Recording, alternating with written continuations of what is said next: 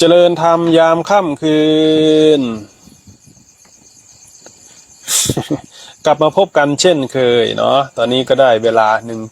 1:30 นาที มงคล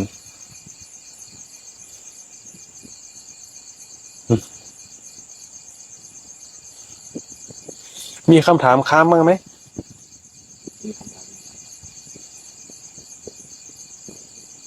ขอโอกาสครับ พอรู้พอจากตนเองว่าเป็นผู้มีวาสนาพอจะรู้แจ้งบ้างครับ พอจะมีเหตุให้พอรู้ได้บ้างไหมครับพระอาจารย์อยากให้พอรู้ว่าตัวเองมีวาสนาเหรอพอจะรู้แจ้ง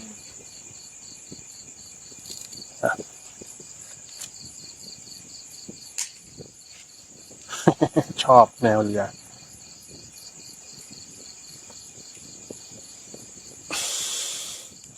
นิสัยวาสนาแล้วมันเป็นเรื่องของคนที่มีศรัทธาเกี่ยวข้องกับคำสอนของศาสนาคำสอนของพระพุทธเจ้าความรู้สึกที่มีต่อคำว่าพุทโธมันต่างกันบางคนเห็นพระประธานที่อยู่บนศาลาบางคนก็กลัวก็มีนะเห็นพระประธานกลัวนะบางคนก็มีศรัทธามีความเลื่อมใสบางคนอยากลุกขึ้นไปเตะก้านคอพระประธานก็มีนะคนที่มีนิสัยวาสนาก็จะมีศรัทธามีความยินดีพอใจนะเกี่ยวกับศาสนานั่นเองนะเกี่ยวกับพระพุทธพระธรรมพระสงฆ์นั่นเองเป็นความรู้สึกในใจนะคนที่ยินดีนะต่อเหตุผลที่ตรงต่อความจริงคนที่มีความซื่อตรงคนที่มีความเสียสละนะคนที่สามารถรู้ได้ด้วยตนเองว่าสิ่งไหนเป็นประโยชน์สิ่งไหนเป็นโทษเนี่ยนะตัวเนี้ย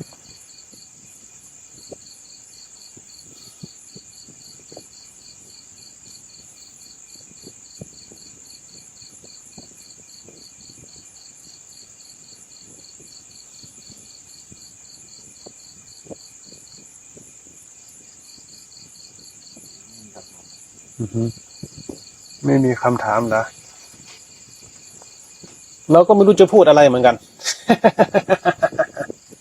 ไม่มีคำถามก็ไม่รู้จะพูดอะไรนะพูดอยู่ทุกวันเนาะ เจ็กซิบอกยังคือกันเด้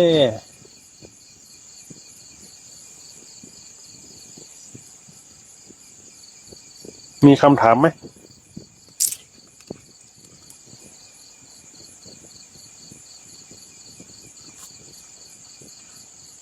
กราบพระอาจารย์ครับเรียนรู้ยอมรับไม่ตัดสินยกตัวอย่างให้ผมเป็นหนี้เยอะมากจะเรียนรู้ยอมรับและไม่ตัดสินได้อย่างไรครับอันนั้นเป็นเรื่องผลของกรรมของแต่ละคนนะเราเป็นหนี้เยอะมากเนี่ยนะเราก็ยอมรับกับความจริงของเรานั่นแหละนะเพราะว่าหนี้ที่มันเกิดขึ้นมันก็เกิดจากกรรมของเรานะ เรื่องของหนี้เนี่ยนะเป็นเรื่องของกรรมวิบากกว่าเราจะไปรู้สึกตัวเนาะหลายคนนะโอ้ยเห็นเขามีรถเราก็อยากได้รถกับเขาอย่างเงี้ยนะเมื่อเรารู้สึกตัวอีกทีนึงเราก็ทุกข์แล้วทุกข์เดี๋ยวแต่งงานก็คงจะดีพอแต่งงานแล้วบางทีก็ทุกข์หนักยิ่งกว่าเดิมเดี๋ยวมีลูกก็คงจะดีพอมีลูกก็ทุกข์หนักยิ่งกว่าเดิมเห็นไหมเดี๋ยวกู้เดี๋ยวมีเงินก็คงจะดีนั่นคือผลของกรรมเพราะเราไม่ได้ศึกษาไว้ก่อนนะการที่เราไม่ได้ศึกษาไว้ก่อนเราก็เลยไม่รู้จักผลของกรรมเหมือนเราอยู่ดีๆมันก็ดีอยู่แล้วอย่างเงี้ยเราก็จะหาเรื่องให้ตัวเองทุกข์อย่างเงี้ยเราจะไม่รู้สึกตัวนะคนที่จะรู้จักทุกข์หนทางออกจากทุกข์ได้คือคนที่มีประสบการณ์เดี๋ยวมีทรัพย์ก็คงจะดีมีทรัพย์ก็ยังกังวลเหมือนเดิมนะกังวลเดี๋ยวไปเที่ยวก็คงจะดีไปเที่ยวก็เหมือนเดิมอีกนะอยู่ท่ามกลางเพื่อนก็รู้สึกเหมือนตัวคนเดียว แม้แต่กลับมานอนอยู่ที่บ้านก็ยังกังวลใจอยู่นะ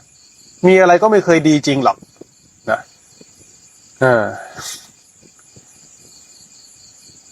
มีหนี่ มันเป็นผลของกรรมของเรานะ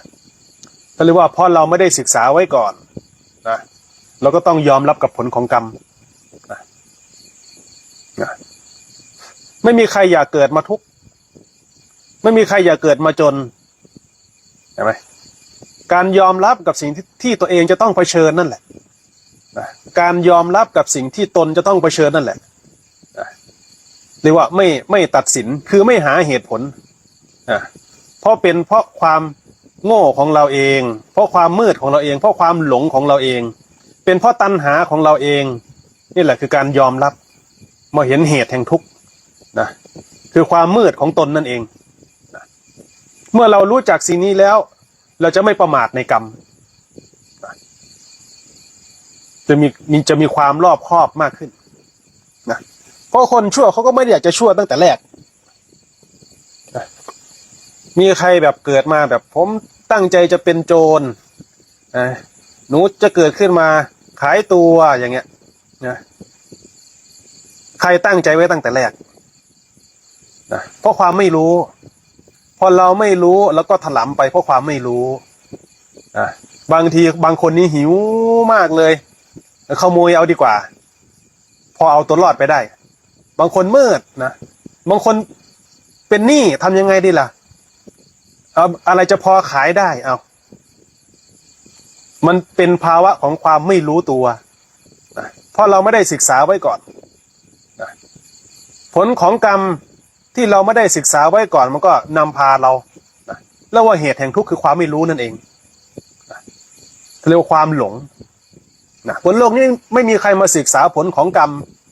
เมื่อไม่ยอมศึกษาผลของกรรมมันก็เป็นไปตามวิบากกรรมนะเพราะเราไม่ยอมศึกษาผลของกรรมเอง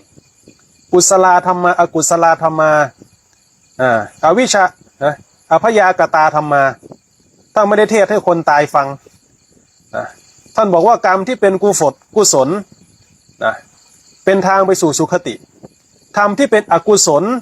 นำพาสรรพสัตว์ไปสู่ทุกขตินะกุศลคืออะไรกุศลคือทานคือศีลคือภาวนาคือการฟังธรรมคือการเข้าหาบัณฑิตการคบหากัลยาณมิตรคนที่ประพฤติตนทางนี้เป็นทางนำพาสรรพสัตว์ไปสู่สุขติสุขโตนะอกุศลธรรมาเป็นยังไงทางที่นำสรรพสัตว์ไปสู่ทุกขติคืออะไรคบนักเลงสุรานะคบนักเลงการพนันเที่ยวเล่นมหรสพเห็นไหมคบนักเลงผู้หญิงเห็นไหมเสียทรัพย์ไม่พอเสียเวลาเสียสุขภาพพาตัวเองตกไปสู่ความหิวกระหายไม่เคยเห็นอกเห็นใจใครมีแต่จะเอาตัวรอดเวลาคนมันจนตอกมันก็เลยขโมยของคนอื่นได้ก็เลยปล้นคนอื่นได้ฆ่าคนอื่นได้เพื่อให้ตัวเองรอดทางของทุกขตินะถ้าไม่ได้เทศให้คนตายฟังนะท่านพูดให้คนพอมีสติปัญญาเรียนรู้ได้ให้พอเห็นทางนะมันเป็นไปตามกรรมวิบากนะเพราะเราไม่ยอมศึกษากรรมนะแล้วก็เลยไม่รู้เรื่องนะก็เลยหลงไปในโลกอย่างกระเซาะกระเซิงรู้สึกตัวนี่เราจะต้องตายด้วยเหรอนะพอจะตายก็กลัวทีนี้ลูกยังไม่โตเลยเอาไว้ก่อนได้ไหมได้เอาไว้ก่อนก็ได้โอ้ยผ้ายังไม่ได้ซักเลยเอาไว้ก่อนได้ไหมได้โอ้ยยังเรียนไม่จบเลยเอาไว้ก่อนได้ไหมโอ้ยถ้ามันเลือกได้อย่างนั้นคงไม่มีใครตายแล้วล่ะแต่พอความตายมาถึงมันเหมือนกรรมรูดเลยนะใครจะพยากรณ์ให้เราได้บ้างว่าคนหนุ่มจะไม่ตายจริงไหมเด็กกว่าเราก็ตายมาแล้วบางคนเนี่ยเพิ่งจะอยู่ในท้องเขาก็ทำแท้งก็มีหนุ่มกว่าเราก็ตายไปแล้วใครจะพยากรณ์ให้เราได้บ้างว่าคนหนุ่มจะไม่ตายเราเห็นตายอยู่เห็นตายอยู่ทุกวันอยากจะได้อะไรก็ทำเอาท่านว่ากุศลธรรมะอกุศลธรรมะอภยากตาธรรมะอยากจะไปสุคตินะคนจะไปสุคติได้ก็ต้องมีจิตสำนึกของความเป็นมนุษย์นะ มีความเสียสละมีความกตัญญูกตเวทีมีความอดทนมีความรับผิดชอบนะต่อกรรมของตนจะไม่พาให้ตนไปสู่โลกที่ชั่วนะแต่ถ้าไม่มีคุณสมบัติของความเป็นมนุษยธรรมโดยสมบูรณ์มีแต่ความเห็นแก่ตัวเนี่ยจมอย่างเดียวนะพบนักเลงการพนันอย่างเงี้ยทุกวันนี้นะเห็นไหมกู้เงินออนไลน์เล่นการพนันเป็นหนี้โอ้พิสดารมากนะทุกวันนี้เป็นหนี้แล้วก็เดือดร้อนคนอื่นทำทุกวิถีทางให้ตัวเองรอดเห็นไหมนักเลงพนันนักเลงสุราก็คิดอะไรไม่ออกละก๊อกอย่างเดียว เดี๋ยวสักพักเดี๋ยวเติมนะคิดอะไรไม่ออกนะเที่ยวอะไรนะนักเลงผู้หญิงใช่ไหม หมดเนื้อหมดตัว เบิดเลยว่าสันพะนะมันเป็นความโง่ของคนนี่แหละนะเพราะเราไม่ยอมศึกษาเรื่องของกรรมและผลของกรรมเองเราจะไปโทษใครตัวเองเป็นหนี้เราจะไปโทษใครถ้าเราเมาอยู่ในวัยนะเราจะไปโทษใครนะยอมรับกรรมของตนนั่นแหละนะ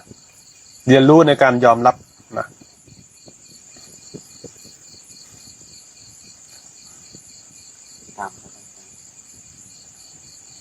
ขอโอกาสสอบถามครับพระอาจารย์กับผมนั่งสมาธินั่งไปแล้วเหมือนคนนั่งหลับแต่ความรู้มันไปเด่นชัดอยู่ข้างในตอนนั่งก็รู้อยู่ว่าคอพับแต่สติมันประคองตัวรู้อยู่ข้างในแต่พอประคองเรื่อยๆวางความรู้อย่างไรครับขอโอกาสครับ การเจริญสติที่นำไปสู่ทางออกจากทุกข์มันไม่ใช่สมาธิที่มันลึกเกินไปนะเราเคยภาวนาเหมือนกันเวลาที่เราลึกนั่งภาวนาที่มันหายไปเลยเนี่ยมันขาดจากผัสสะนะรู้ไม่ทันนะสมมติว่านั่งภาวนาไปนะหมาเดินมาเลียหน้าเงี้ยไม่รู้เรื่องเลยนะอีกประเภทหนึ่งก็คือไปแต่ข้างนอกคิดไปแต่เรื่องข้างนอกเรื่องอดีตเรื่องอนาคตเรื่องของคนอื่นจนลืมฐานภายในท่านก็เลยว่าให้หาความพอดีให้หาความพอดีระหว่างธรรมทั้งสองฝั่งให้รู้ทั้งอายตนะภายนอกและอายตนะภายในให้เห็นทั้งความน้อยใจความคิดอารมณ์เห็นทั้งรูปเสียงกลิ่นรสสัมผัสเห็นทั้งเสียงเนี่ยสัมผัสเห็นทั้งความรู้สึกการเจริญสตินะให้เห็นธรรมทั้งสองฝั่งตัวเนี้ยนะให้สังเกตดูความรู้สึกให้สังเกตดูสิ่งที่มากระทบสังเกตดูตรงเนี้ยสังเกตดูกายสังเกตดูใจนะสังเกตดูลมให้อยู่ระหว่างธรรมทั้งสองฝั่งดูใจที่มันเป็นกลางหรือเปล่านะให้เฝ้าสังเกตดูสิ่งที่มันทุกข์อะไรที่เป็นทุกข์ให้สังเกตดูตรงนั้น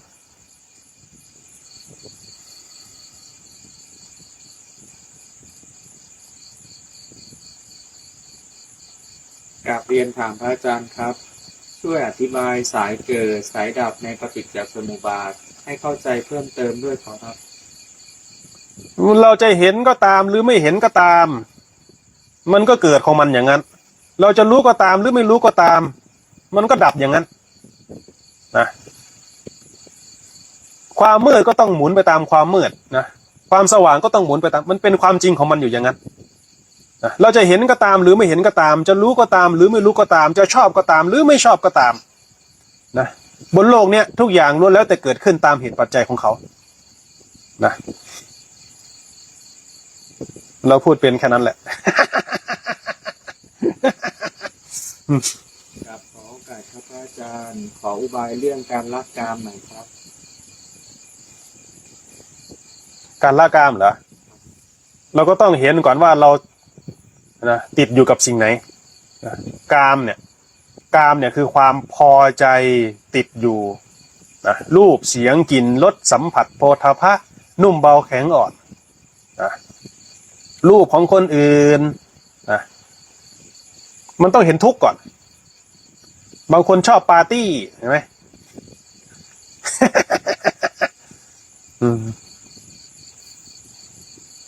แสวงหาอารมณ์ เห็นไหมผู้ที่เที่ยวเสาะแสวงหาอารมณ์แล้วก็หลงเพลินติดอยู่ในอารมณ์เมื่อพัดพรากจากอารมณ์นั้นก็ทุกข์ถ้าคนไม่เห็นโทษของความสำคัญมั่นหมายในอารมณ์จะสลัดไม่ออกนะยังไงก็ต้องวนไปเรื่องกามนะรูปเสียงกลิ่นรสสัมผัสโผฏฐัพพะนุ่มเบาแข็งอ่อนเมื่อไหร่ที่ใจเรายังไม่รู้จักฐานของความสงบไม่มีทางรู้จักสิ่งที่เลิศยิ่งกว่ากามนะถ้าไม่รู้จักสิ่งที่เลิศยิ่งกว่ากามมันก็ต้องเอากามนี่แหละเป็นเครื่องบรรเทาทุกข์แบบสรรพสัตว์สรรพสัตว์ก็เลยติดอยู่นะมันบรรเทาทุกข์แต่ไม่ได้บรรเทาทุกข์แบบถาวรนะรูปเสียงกลิ่นรสสัมผัสเนี่ยมันอาศัยสิ่งอื่นนะอาศัยรูปเสียงกลิ่นรสสัมผัสสิ่งอื่นนะความสุขประเภทใดที่อาศัยสิ่งอื่นสิ่งนั้นไม่จริงเห็นไหมจนกว่าบุคคลใดก็ตามที่รู้จักความสงบที่ปราศจากรูปเสียงกลิ่นรสสัมผัสนะใจดวงนั้นจะเป็นอิสระจากกามเขาเรียกว่าความพ้นจากความยึดมั่นแห่งตัณหานะถ้าเราไม่เห็นความติดอยู่ออกไม่ได้ถ้าเราไม่เห็นสิ่งที่เลิศกว่าละเอียดกว่าประณีตกว่าออกไม่ได้ยังไงมันก็ต้องวนไปเรื่องกามนะสิ่งนี้ถ้าไม่เจอสิ่งที่เลิศกว่ายังไงก็จมอยู่นะแล้วเราก็จะไม่เชื่อว่าสิ่งนั้นมีจริงนะคนจะเชื่อทิฏฐิตัวเองเราเห็นสิ่งไหนเราจะถือว่าสิ่งนั้นจริงของเขานะแต่สิ่งที่เหนือกว่าเราจะไม่เห็นและเราจะไม่รู้ว่ามีนะแต่เมื่อไหร่ที่ความรู้ของใครไปเห็นสิ่งที่ยิ่งกว่าไม่ได้ไปถามใครละนะจะพ้นจากกามได้ยังไงไม่ได้ไปถามใครนะจะประจักษ์ขึ้นมาในใจเองเลยนะความสงบระงับความพ้นไปจากความบีบคั้นเนี่ยจะมีสิ่งไหนเลิศยิ่งกว่านี้นะมันมีรายละเอียดแทรกอยู่ในนั้นนะขึ้นอยู่กับความหนาแน่นของกิเลสของแต่ละคนแตกต่างกันนะความหนาที่แตกต่างกันนะ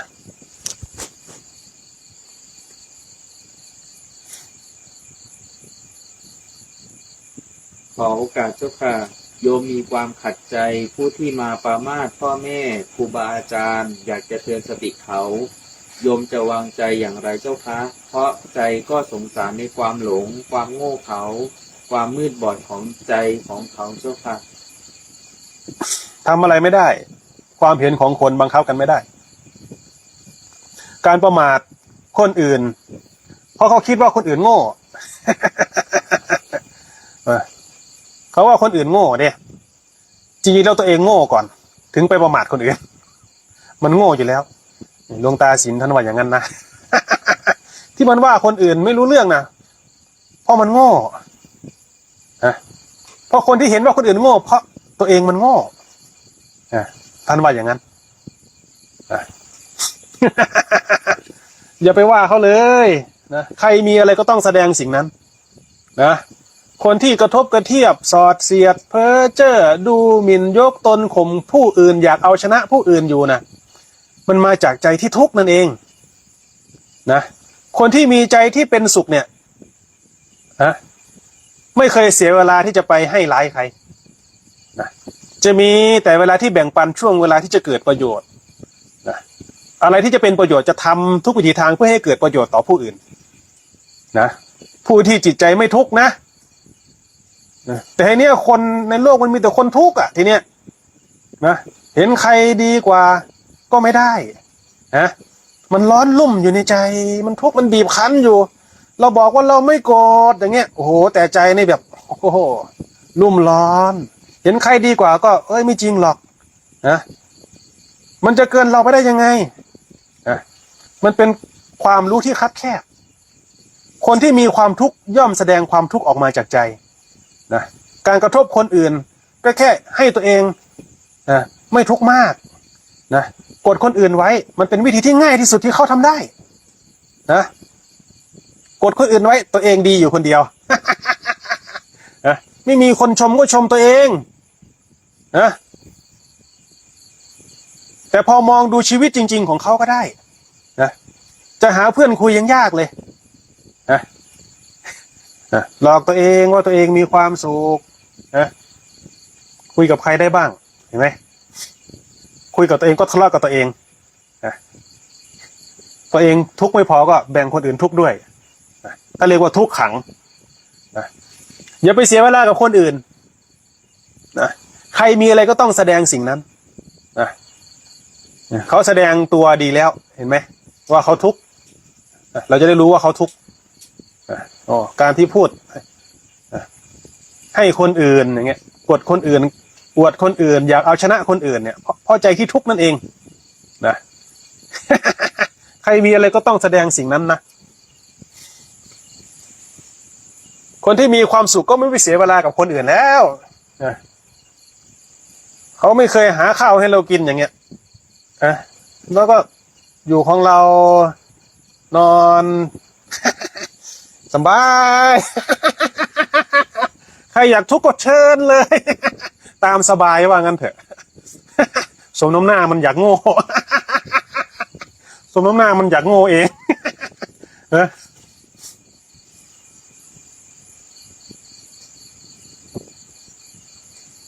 กับขอโอกาสเจ้าค่ะ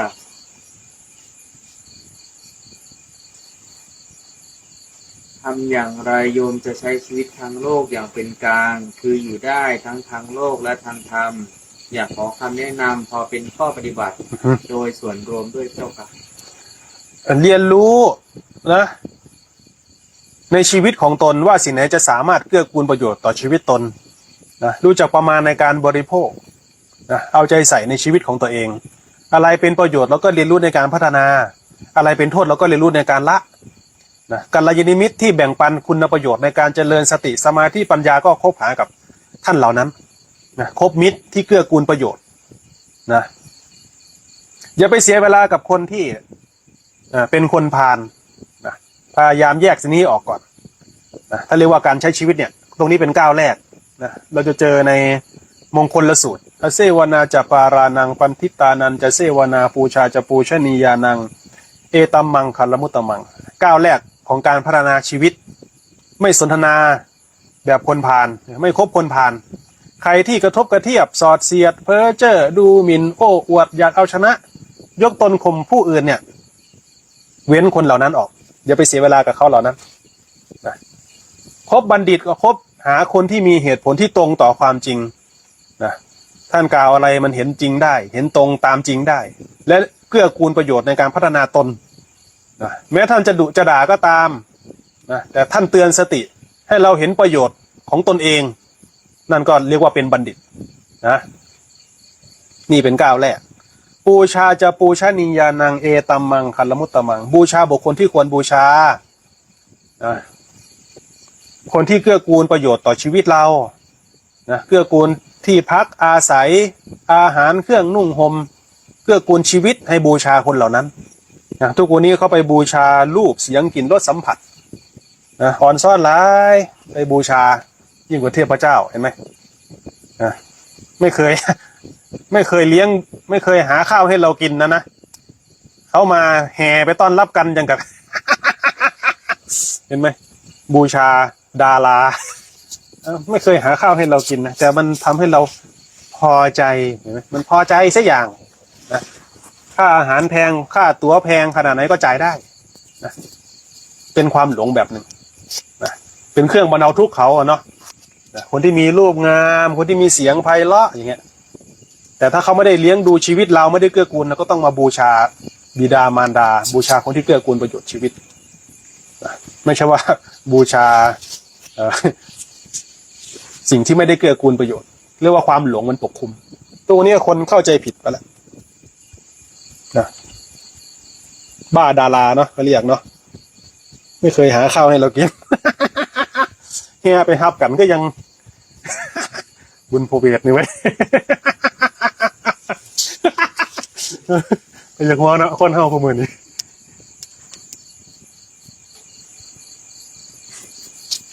ทำเราควรวางใจอย่างไรหากแม่ไม่เห็นด้วยในการปฏิบัติของเราปฏิบัติอะไรของเราปฏิบัติธรรมเหรอ โอ้ยเรื่องแบบนี้นะการปฏิบัติธรรมมันเป็นเรื่องของการพัฒนาตนเองนะอย่าไปเสียเวลากับความเห็นของคนอื่นทุกคนโตด้วยกันหมดทุกคนนั่นแหละอะไรเป็นประโยชน์ในการพัฒนาชีวิตตนมันก็รู้ด้วยตนเองนั่นแหละจะไปถามใครเนาะนะจะไปถามใครเรื่องเหล่านี้การพัฒนาสติสมาธิปัญญาเราจะไปถามใครถ้าเรารู้ว่าเป็นประโยชน์เราก็พัฒนาของเราแต่คนทุกคนเนี้ยมันไม่ได้พัฒนาจริงๆนึกออกไหมพอเริ่มรักษาศีล8หน่อยพอกลับบ้านไปก็ไปว่าเขาแล้วอย่างเงี้ยเหมือนหมาว่อเนี่ยทำไมไม่รู้เรื่องอย่างนั้นอย่างนี้เขาก็เลยเข้าใจว่าการไปบวชเนี่ยมันเหมือนกับคนป่วยชนิดหนึ่งนะรักษาศีลแล้วก็สำคัญอันนั้นก็ยังรูปคำในศีลอยู่นะการปฏิบัติธรรมเนี่ยมันจะเย็นขึ้นมันจะร่มเย็นขึ้นการเป็นอยู่มันจะเย็นใจขึ้นนะผลของการปฏิบัติธรรมนะใครเข้าใกล้ก็จะเย็นใจนะสบายใจมันเหมือนกับว่าไม่มีโทษไม่มีภัยนะเห็นไหมผลของการปฏิบัติธรรมนะบางทีเราปฏิบัติธรรมเราก็ไม่ได้สนใจคนที่มาเกี่ยวข้องเลยอย่างเงี้ยเราก็จะปฏิบัติโดยที่ไม่ บางทีต้องแอบทำเหมือนกันนะถ้าไปทำให้คนอื่นที่เขาไม่ได้เห็นด้วยทำเนี่ยมันก็เกิดความขัดแย้งนะเขาก็หาว่าเราเป็นบ้าอีกอย่างเงี้ย ปฏิบัติธรรมแล้วเป็นบ้าแล้วเราต้องเป็นบ้าได้นางภาวนาพระพุทธเจ้าไม่ได้สอนให้เราเป็นบ้านะเพราะฉะนั้นการทำอะไรให้มันเกิดประโยชน์ก็ต้องดูการด้วยดูเวลาด้วยดูสถานที่ดูบุคคลด้วยนะอย่าไปทำแบบโจงแจ้งอย่าไปทำให้เขาเพ่งโทษบางทีเราทำความดีสักอย่างเขาก็อยากจะเอาชนะเราอยากจะลองนะสิ่งเหล่านี้มันเป็นภัยทั้งนั้นแหละนะถ้าคนที่ไม่ได้เห็นตรงในสิ่งเดียวกันมันจะมีความขัดแย้งอยู่ในใจนะแต่ธรรมะเนี่ยเป็นของที่เลิศนะทำยังไงธรรมะจะเป็นเครื่องปลื้มใจที่มันเกื้อกูลกันนะทำยังไงธรรมะจะเป็นอย่างนั้นมันต้องฉลาดมากเลยนะท่านจึงบอกว่าท่านเหล่านั้นคือบัณฑิตนะคนที่สามารถเกื้อกูลประโยชน์ให้โลกร่มเย็นน่ะท่านเหล่านั้นคือบัณฑิตท่านทำได้ยังไงให้คนอื่นเย็นใจลงสบายใจพ้นจากความทุกข์ได้ท่านทำได้ยังไงความทุกข์ที่มีอยู่มันพ้นไปได้นะแต่หนทางนี้เราจะไปถามคนอื่นไม่ได้นะอย่าไปถามความเห็นของคนอื่นให้เรารู้ด้วยตัวเราเองนะถ้าเรารู้ว่าใครปฏิเสธเราก็ต้องดูความเหมาะสมดูระยะห่าง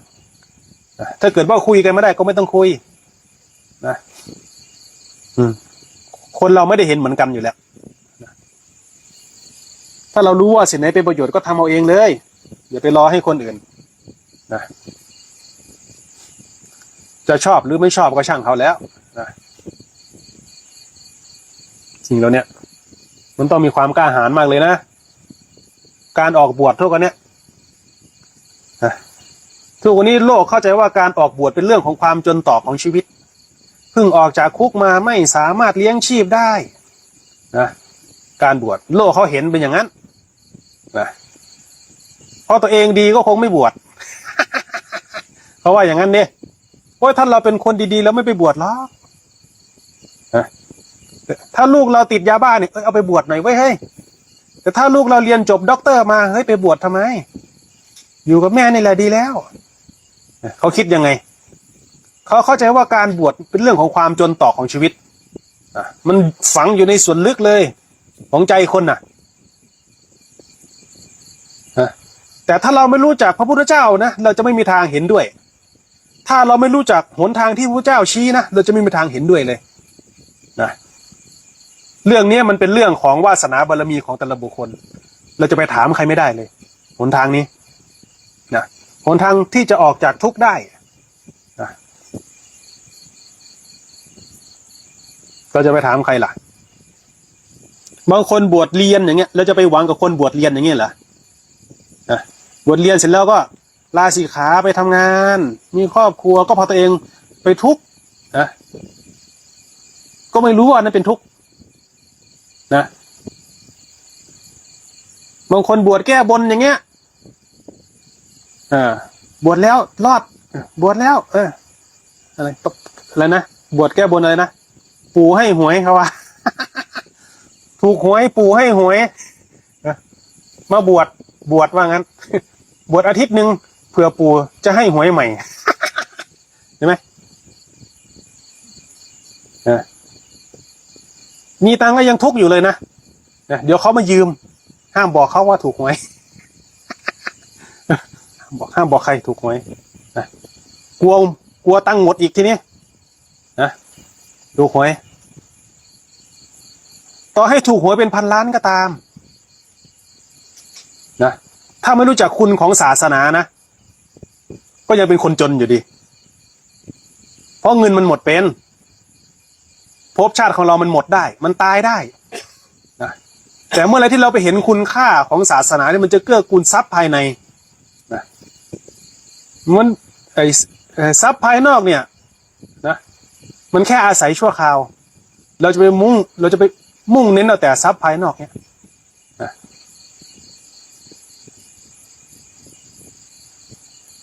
เรายังไม่ทุกข์เรายังเห็นทุกข์ไม่พอนะยังไม่รู้จักทุกข์ยังไม่เข็ดใช่ไหมทุกข์ที่ตัวเองเผชิญอยู่เนี่ยเอาเงินไปทำอะไรใช้หนี้หมดหนี้แล้วทำไงกู้ใหม่ มันยังทุกข์ไม่พอเอาเงินไปใช้หนี้ว่างั้นพอหมดหนี้แล้วเป็นไงกู้ใหม่ โอ้ยมันก็บ่ทุกข์บ่พ้นจักเทื่อแล้วเนาะแล้วมันสิขึ้นได้ซ้ำนั่นแหมเหตุแห่งทุกข์นั่นน่ะคือแก้ความโง่นะแก้ความโง่นะพอความไม่รู้จักผลของการเกิดนี่แหละมันก็เลยทำให้เราวนเวียนอยู่ในทุกข์นี่แหละนะแต่บังคับให้กันเห็นไม่ได้นะสิ่งนี้คนบนโลกนี้เห็นไม่เหมือนกันนั่นเองภาพในหัวเห็นไม่เหมือนกันเองบังคับกันไม่ได้นะมันแล้วแต่จุดหมายสำคัญคือเราบังคับใครไม่ได้นะทุกวันนี้เราก็คาดหวังกับพระกันเนาะเห็นไหมบวชเข้ามาแล้วทำไมไม่ทำอย่างนั้นไม่เป็นอย่างนี้นะโอ้ยเราบวชแก้บนโอ้ยเราบวชตามประเพณีโอ้ยเราบวชเลี้ยงชีพเฉยๆอย่างเงี้ยโอ้ยอยากเห็นพระดีก็เอาบวชเองนั่นแหละบวชเองเลยนะอยากเห็นพระดีไม่ใช่เหรอ ขนาดตัวเองยังไม่ค่อยเต็มอยู่เลยอย่างเงี้ยขนาดตัวเองรักษาศีล 5ยังไม่ได้เลยอย่างเงี้ยแค่ศีล 5ยังไม่ได้ไปประมาทคนที่รักษาศีล 5ก็คือคนหลงทุกวันนี้นะเวลาไปปรับอาบัติพระก็ไปปรับอาบัติพระปัญญาอ่อนอย่างเงี้ยพระไม่เต็มบาทเท่มากเขาว่าโอ้ยพระเป็นอย่างนั้นพระเป็นอย่างนี้ไม่ได้เรื่องเลยอยู่งี้เท่แล้วโอ้ยประสาทปรับอาบัติพระปัญญาอ่อน เท่มากว่างั้นเถอะ โอ้นะถ้าเราอยากเห็นนะศาสนาเจริญรุ่งเรืองเนี่ยเรานั่นแหละนะบวชเลยนะบวชเลยนะหนทางนะ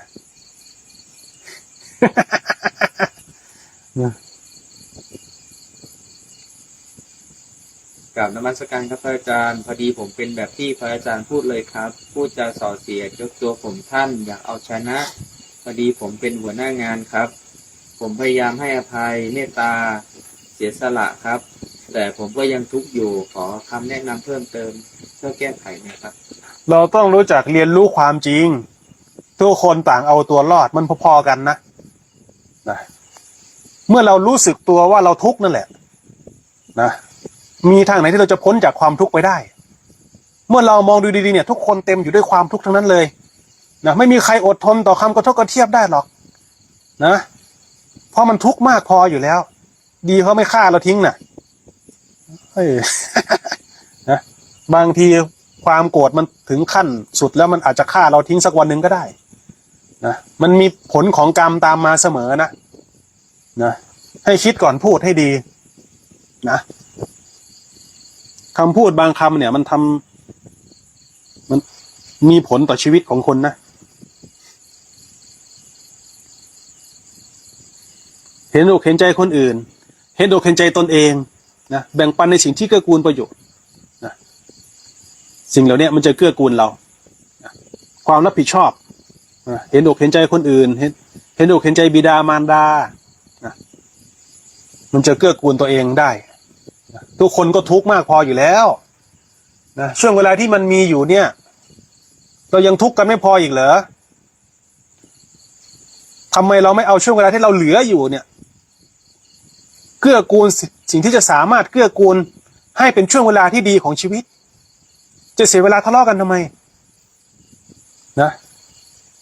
อยู่กับครอบครัวอยู่กับพ่อกับแม่อย่าไปเสียเวลาไม่รู้จะอยู่ด้วยกันอีกนานขนาดไหนเชียวทำไมไม่ทำให้ช่วงเวลาที่มีอยู่นี่ให้มันเกิดคุณค่านะเอาเสียเวลาเหล่านั้นไปกระทบกระเทียบกันทำไมเสียเวลาเฉยๆนะชวนกันกินข้าวนะกอดกันบอกรักกันกับพ่อกับแม่มันจะเป็นไรช่วงเวลาคนเราอยู่แป๊บเดียวเดี๋ยวก็ตายจากกันแล้วนะอย่าไปเสียเวลากับความทุกข์ของตัวเองนะมันทุกข์มานานมากแล้วชีวิตของเรานะแบ่งปันช่วงเวลาที่ดีให้กับคนอื่นบ้างนะ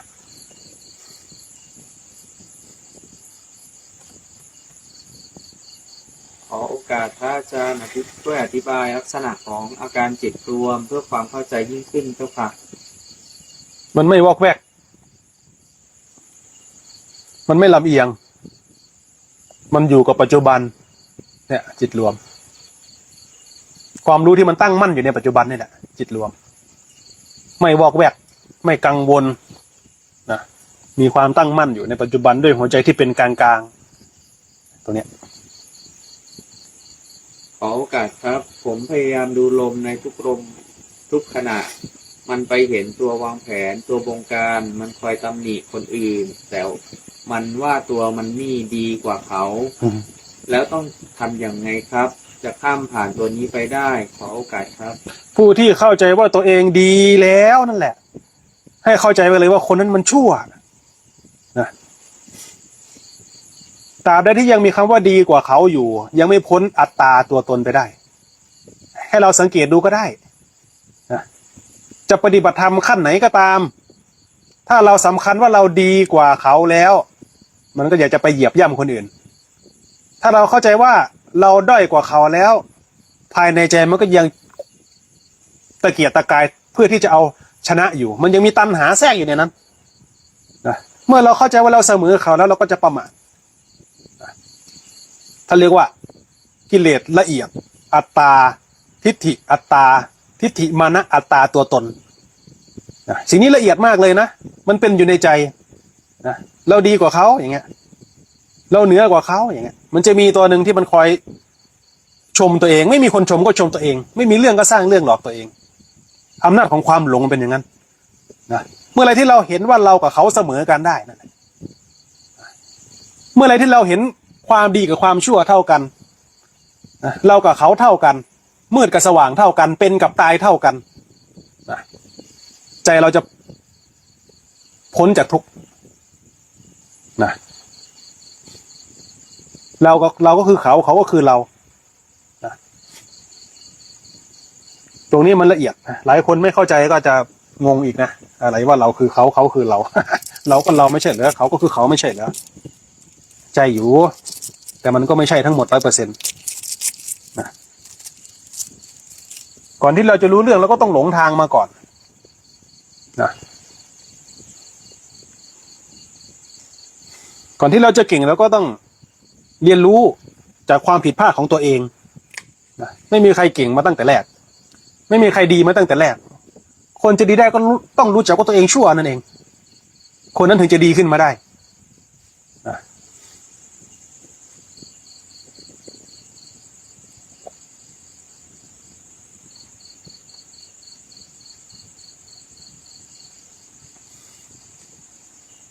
ขอโอกาสเจ้าค่ะเพิ่งได้หัดเริ่มดูลมเจ้าค่ะเห็นตัวเองมีแต่ความไม่พอใจบางทีก็ด่าหรือทะเลาะกับสามีอยู่ในใจต้องปฏิบัติอย่างไรเจ้าคะ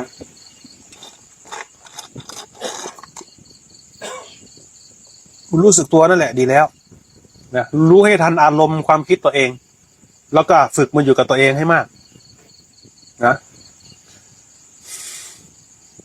เพราะสิ่งที่ทำให้เราทุกข์ก็คือใจเราไปตั้งอยู่กับเขานะไปคาดเราในคนอื่นไม่ได้ตั้งใจก็ทุกข์ที่ใจเราไปติดอยู่กับสิ่งที่เราไม่สามารถควบคุมได้แล้วมันจะทุกข์และกังวลมากบางคนเนี่ยติดอยู่ในอดีตบางคนติดอยู่ในอนาคตนะบางคนติดอยู่กับปากของคนอื่นนะรู้สึกตัวขึ้นมาอยู่กับตัวเองนะรู้สึกตัวขึ้นมาอยู่กับตัวเองเรียนรู้ในความเป็นกลางของใจให้เห็นธรรมทั้งสองฝั่งให้ได้นะเมื่อก่อนทำไมรักกันดีอยู่แล้วทำไมอยู่ดีๆก็ไม่ชอบเขาอย่างนั้นน่ะมันลำเอียงอ่ะถ้าไม่ว่าเขาดีจะเอาเขาเป็นแฟนเหรอเพราะเชื่อว่าเขาดีแต่ความเชื่อนั้นมันเห็นผิดนะพออยู่ด้วยกันไปมามันทำไมมันไม่ดีเหมือนที่เราเชื่อวะเนี่ยนะเพราะความเชื่อของเรานั่นแหละมันผิดไม่ใช่เขาผิดนะ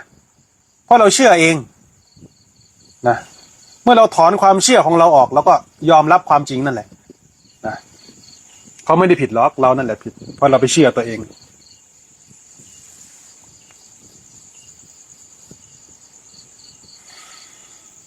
ขอกับครับพระอาจารย์เวลานั่งดูลมไปสักพักแล้วรู้สึกตัวเบาแล้วเห็นแสงสีขาวมาก่อนสักพักมีแสงสีแดงม่วงน้ำเงินแล้วก็สีทั้งหมดรวมกันครับมันคืออะไรครับหรือว่าเป็นสภาวะและมีอาการตึงตรงกลางหัวขอความเมตตาครับอาจารย์โอ้ยเห็นอย่างนั้นเราก็ว่าลุงทนแล้วเนาะ เราก็เคยเห็นนะลุงกินน้ำมีทุกสีเลย เราพูดมาเนี่ยนะ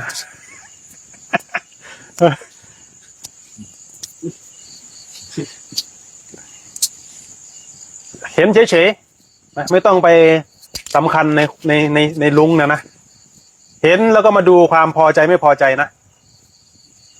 ต้องสังเกตดูความพอใจไม่พอใจตัวเนี้ยเป็นหลักนะเห็นได้ไม่ใช่ว่าเห็นไม่ได้นะเห็นได้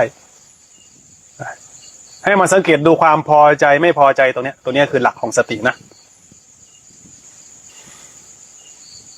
กราบนมัสการครับพระอาจารย์ผมขอถามเป็นแนวทางครับ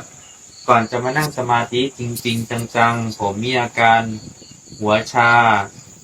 วิ่งไปมาในหัวแต่พอมานั่งสมาธิแล้วเกิดอาการได้ยินเสียงรอบตัวชัดมากครับแล้วก็ตัวหายไปทีละครึ่งจนหมดอยู่แค่นี้ไม่ไปไหนเลยครับเปลี่ยนมาเดินจงกรมบ้างนะเปลี่ยนมาเดินจงกรมบ้าง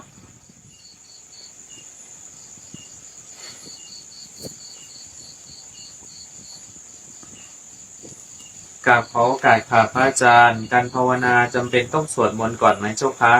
และสถานที่นั่งกับที่นอนได้หรือไม่เจ้าคะไม่เสมอแล้วแต่ขั้นถ้าเกิดว่าขั้นเริ่มต้นใหม่ยังไม่รู้หลักของการวางใจเนี่ยบทสวดมนต์ก็มีความจำเป็นแต่เมื่อไหร่ที่กำลังของสติสัมปชัญญะเริ่มเป็นอัตโนมัติแล้วเนี่ยบทสวดมนต์ก็ไม่เอาแล้วนะบางทีไม่กินข้าวด้วยบางทีไม่นอนด้วยเพราะมันนอนไม่หลับนะฝนตกก็ไม่เข้าร่มด้วยมันแล้วแต่ขั้นของมันนะแต่ถ้าเกิดว่าแยกระหว่างที่นอนกับที่นั่งได้จะดีถ้าเราไปนั่งตรงที่นอนมันจะชวนนอนตลอดนะนั่งพักหนึ่งก่อนนี่ที่นอนนะมานั่งทำไมตรงนี้นอนเถอะเราก็จะเชื่อมันนะ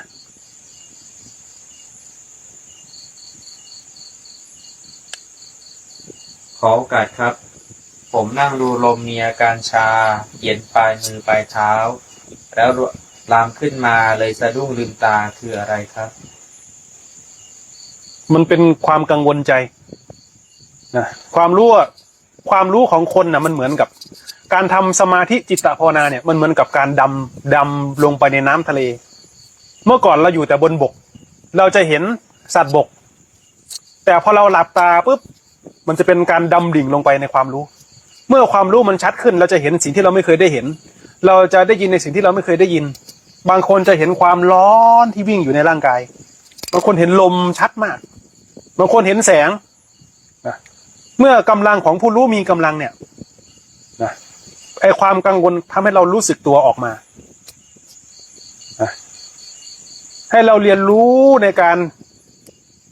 รู้สึกตัวในการเห็นในสิ่งที่รู้ ให้มาเฝ้าดูความพอใจไม่พอใจให้เราสังเกตดูความพอดีความเป็นกลางของใจนะถ้าเกิดว่ามันนั่งแล้วมันหายไปเนี่ยเราเปลี่ยนอิริยาบถมาเดินจงกรมนะอย่าให้มันไปหลับในสมาธินะอย่าให้นั่งหลับ คำถามยาวเรียนถามพระอาจารย์เจ้าค่ะโยมไปปฏิบัติธรรมที่วัดป่าแห่งนี้เป็นประจำจะมีแม่ชีพามาปฏิบัติธรรมไม่เคยขาดและมาครั้งละหลายๆคนแต่พอโยมไปบ้างทุกครั้งก็ไปจะมีโยมคนเดียวตลอดแม่ชีพราหมณ์ที่อยู่ก่อนมักจะสึกออกไปวันที่โยมไปทุกทีเป็นเพราะเหตุใดเจ้าคะหรือธรรมะจัดสรร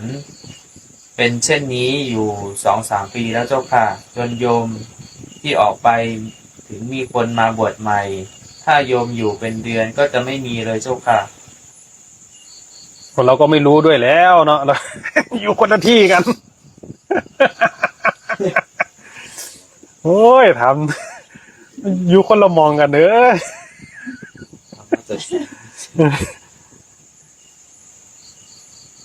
เราอยู่ข้างนอกจะไปรู้เรื่องข้างในของพวกเราได้ยังไงเนาะ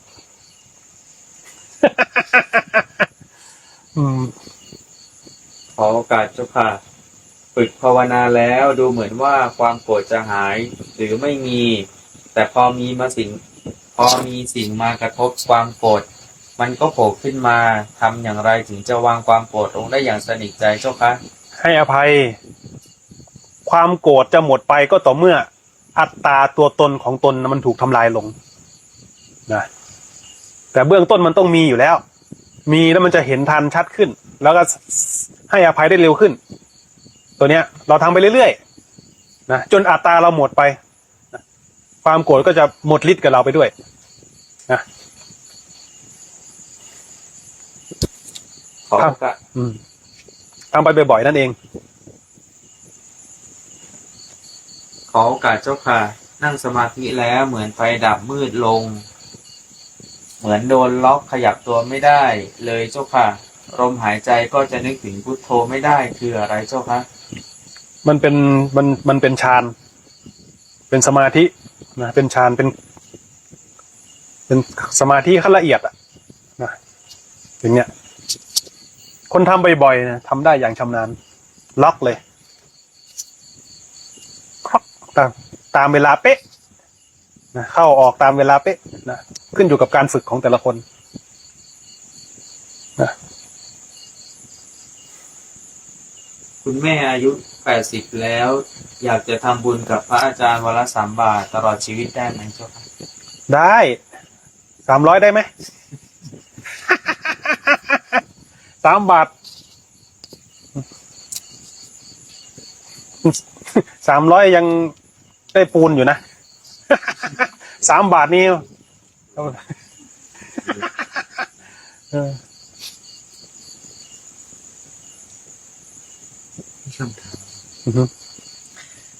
ทำยังไงคะเราจะระลึกรู้ตัวตลอดเวลา ฝึกไง ฝึกตลอดเวลาก็รู้ตัวตลอดเวลานะ นิวรณ์ห้าคืออะไรครับ นิวรณ์ห้านิวรณ์ห้าคือเครื่องกั้นนะมีความเพลิน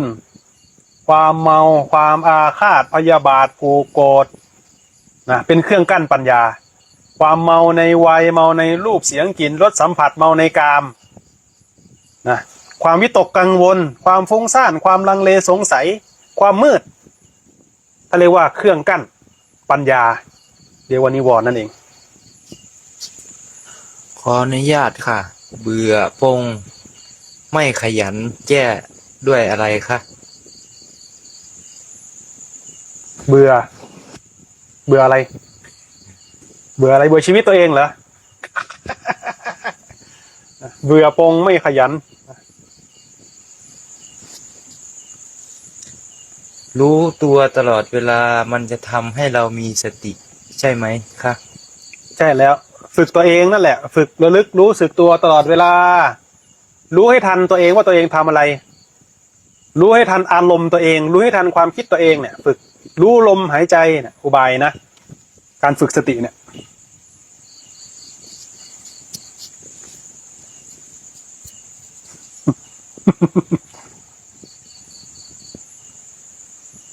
ขอโอกาสเจ้าค่ะ เคยดูสติปัฏฐานสี่รู้ไปเรื่อยๆฝนตกใส่ก็มาดูความรู้สึกของตัวเอง จนมีความรู้สึกเฉยๆจนไม่ต้องหลบฝนก็ได้เจ้าค่ะ เป็นบางครั้งก็วิ่งหลบฝนแต่ก็ดูว่ามันเป็นอนิจจังอารมณ์ก็ไม่เที่ยงเป็นตาเจ้าค่ะ ตอนนี้เล่าให้ฟังกันนะ สาธุสาธุอนุโมทนา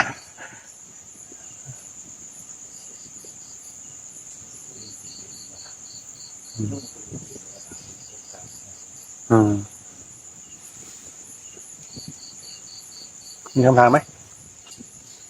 ขอโอกาสครับ นั่งสมาธิคือหลับตาดูลมหายใจและไม่ต้องคิดอะไร ใช่ไหมครับ คำว่าสมาธิเนี่ยคือความตั้งมั่น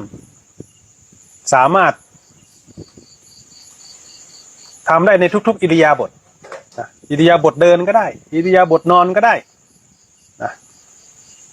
ถ้าเรารู้เทคนิคแล้วนะใจที่สงบระงับตั้งมั่นเนี่ยมันเป็นอยู่ทุกๆอิริยาบถนะความรู้มันจะมีกำลังขึ้นมานะแต่การนั่งหลับตาเนี่ยเป็นเทคนิคนะที่ให้เราเนี่ยเข้าถึงความสงบได้ในรูปแบบนะเมื่อเรารู้จักในรูปแบบแล้วเนี่ยเราสามารถพัฒนาความตั้งมั่นนั้นน่ะเอามาใช้ในชีวิตประจำวันเราได้นะ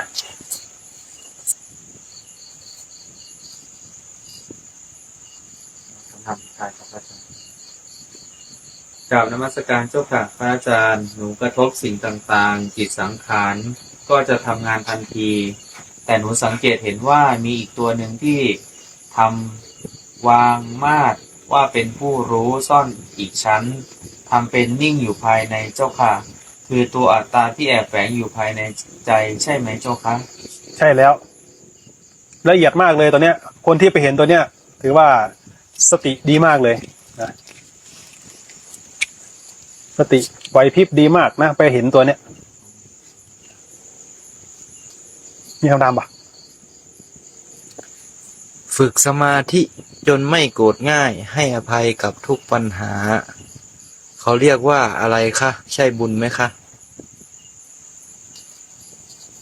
ฝึกสมาธิให้อภัยกับทุกปัญหาเรียกว่ากุศลนะตัวเนี้ย คำว่าเดรัจฉานวิชาคืออะไรครับ เดียรฉานวิชา เดียรฉานก็พบแห่งความต่ำวิชาของภพที่ต่ำวิชาของภพที่ยังด้อยอยู่นะวิชาของภพที่ยังด้อยอยู่เรียกว่าเดียรฉานวิชา ยังไม่เลิศเพราะงั้นเถอะเดียรฉานวิชา ยังไม่ใช่วิชาที่เลิศนะ